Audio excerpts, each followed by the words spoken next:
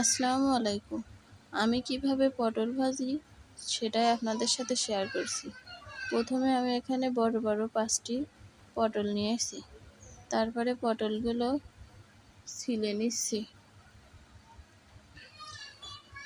ছিলে আমি পটলগুলো এখানে 2 ভাগ করে রেখে দেব আর অল্প অল্প করে কুচি কুচি করে দেব। দেখুন পটলগুলো কাটা হয়ে গিয়েছে। এখন আমি ভালোভাবে ধুয়ে নিয়েছি। তারপরে লবণ হলুদ ভালোভাবে মাখিয়ে নেব।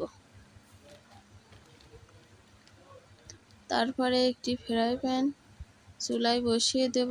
সেটা গরম হয়ে গেলে এর ভেতরে তেল দিয়ে দেব। তেলটা গরম হয়ে এলে এর ভিতরে একে একে কেটে রাখা পটলগুলো দিয়ে দেব।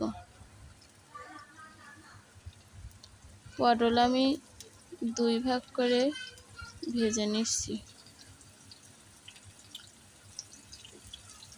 আজ এভাবে পটল ভাজা করেছিলাম।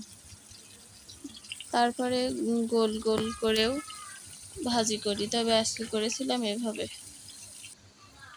পটলগুলো একটু উল্টিয়ে দিচ্ছি। একদম লো আছে পটলটা বারবার উল্টে উল্টে ভেজে নেব।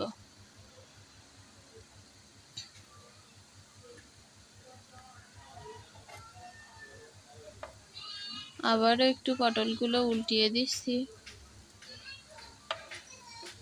না হলে এক সাইড পুড়ে যাবে আর এক সাইড কাঁচা থাকবে।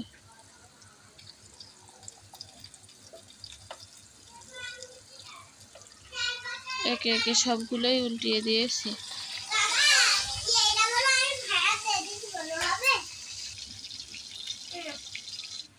উল্টানো হয়ে গিয়েছে। এখন আমি সেই কড়াইতে আর একটু তেল দিয়ে পেঁয়াজ আর কাঁচামরিচ ভেজে নিব। তারপরে ভেজে রাখা পটলগুলো দিয়ে ভালোভাবে নেড়ে চেড়ে মিশিয়ে নেব। পটল ভাজার সময় লবণ হলুদ দিয়েছিলাম, এজন্য পরে আর দেইনি। পটল ভাজা খেতে কে কে পছন্দ করেন? পটল রান্না করে তো ভাজা খেতে অনেক ভালো লাগে।